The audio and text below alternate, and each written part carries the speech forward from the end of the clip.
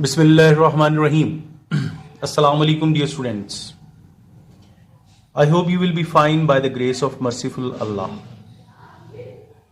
And we pray that everybody in this universe will be safe and sound, will enjoy a good health. So, now I'm going to start my new topic, which is about the center of a mass. Mass is basically the quantity of matter present in anything. Greater the quantity of matter, greater will be the mass of that object. Like if I give you an example of these two writing objects, one is the marker which is used to write on the paper, and the one is a marker which is used to write on the board.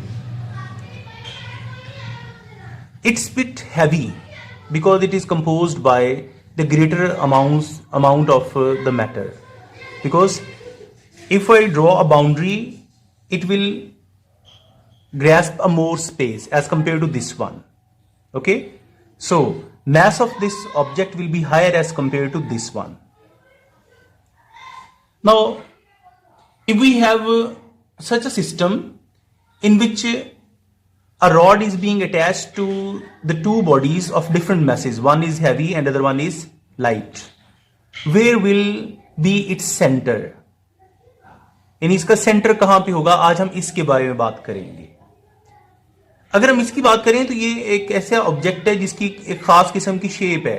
अगर हम इसका centre of मास निकालना चाहें तो ये method है कि अगर हम सेंटर ऑफ मास पे उसको सपोर्ट दें तो वो वहां पे स्टे करता है. It looks that all of the matter is confined to at this point. यानी इस पॉइंट पे सारे का सारा मैथ इसका जो है वो कंसंट्रेट कर रहा है.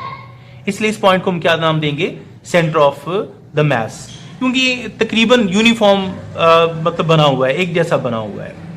अगर मैं इस पॉइंट से साइड पे कर दूं, यानी अगर मैं इस जगह पे इसको सपोर्ट करूं तो ये इस टाइम रोटेट करेगा इस डायरेक्शन में. अगर मैं यहां पे सपोर्ट करूं तो ये इस डायरेक्शन में रोटेट करेगा. There will be a rotation, there will be a rotation. So where will the center of a mass lie? Its definition is this one. Center of mass of a system is such a point where an applied force causes the system to move without rotation. This one is a key point.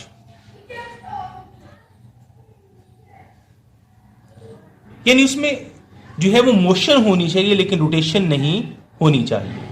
Okay, तो इसकी example की तरफ हम आते हैं. Example में हमारे पास एक ऑब्जेक्ट है, यानी एक रॉड समझ लें. उसके एक सिरे पे हमने एक हैवी बॉडी बांधा हुआ है, यानी अटैच किया, और दूसरे सिरे पे एक लाइटर ऑब्जेक्ट टाई किया हुआ है. अगर हम इस लाइटर ऑब्जेक्ट के करीब इसके ऊपर फोर्स लगाएं तो ये जो बॉडी है वो इस डायरेक्शन में रोटेट करेगा, यानी ऐसे हो जाएगा. ठीक है, यानी इसे कहते हैं क्लॉकवाइज रोटेशन. इसका मतलब ये हुआ कि ये पॉइंट ए जिस पे मैंने ये फोर्स लगाई है, it is not the centre of mass. And if I apply a force closer to the heavier object,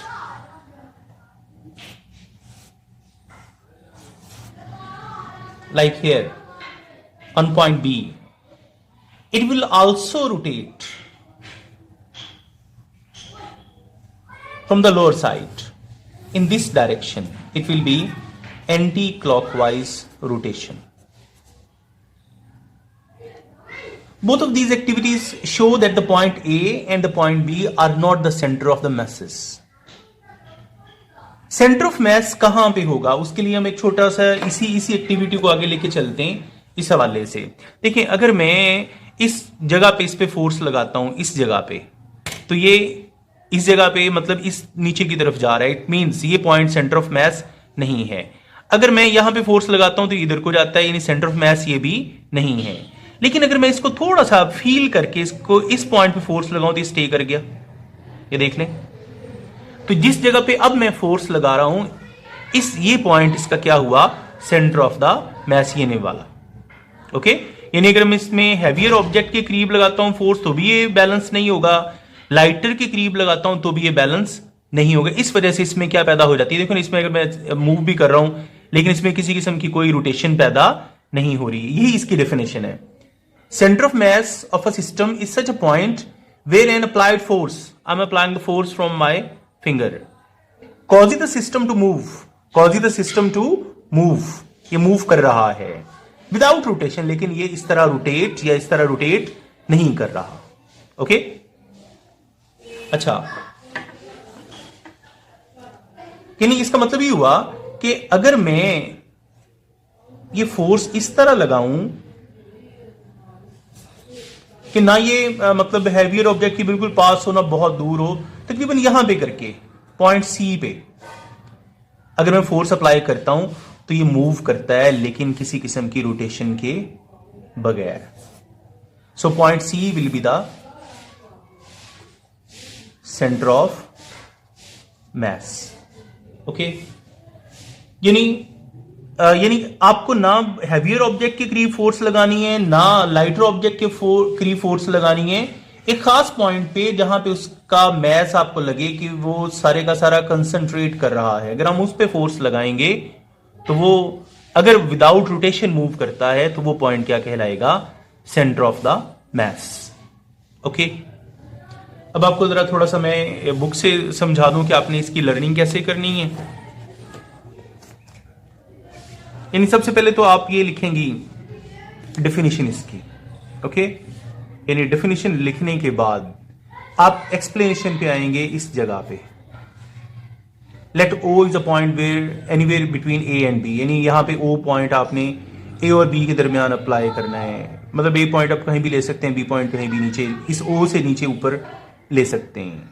ठीक है, इसके लिखने के बाद अब आपके पास ये तो क्वेश्चन है, does the system still move without rotation if the force acts elsewhere on it.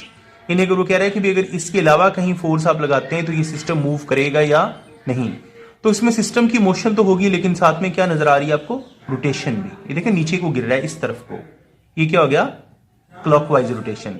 अगर हम इधर लगा रहे हैं तो ये इधर से यूं जा रहा है, ये कौन सी होगी, एंटी क्लॉकवाइज रोटेशन। यानी उसके बाद आप ये 2 पॉइंट्स राइट कर देंगे, आपका ये शॉर्ट क्वेश्चन मुकम्मल हो जाएगा। ओके, बेसिकली आज का टॉपिक शॉर्ट क्वेश्चन से रिलेटेड था, इसलिए मैंने आपको इस एक्टिविटी से ये थोड़ा सा दोबारा बता दूं आपको मैं कि ये आपको नजर आ रहा है कि ये प्लास्टिक का एक समझ लें, ये मैंने इसके अंदर फिट किया है, एक छोटा सा बोतल का कैन है वो मैंने इसके अंदर फिट कर दिया, और इधर से इसका हैंडल है, ये हैवी है, ये क्या है, लाइट है।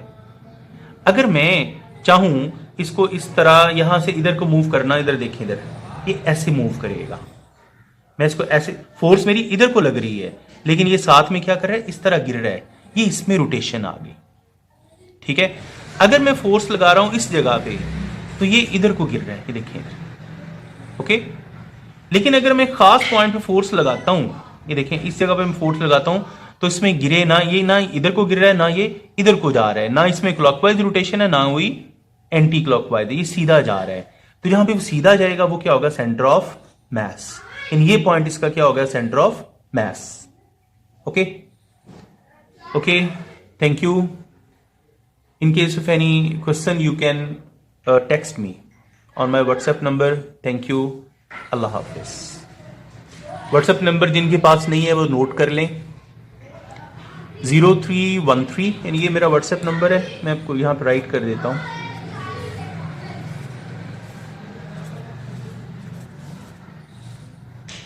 Okay, Khalid Jat. Thank you, अल्लाह हाफिज।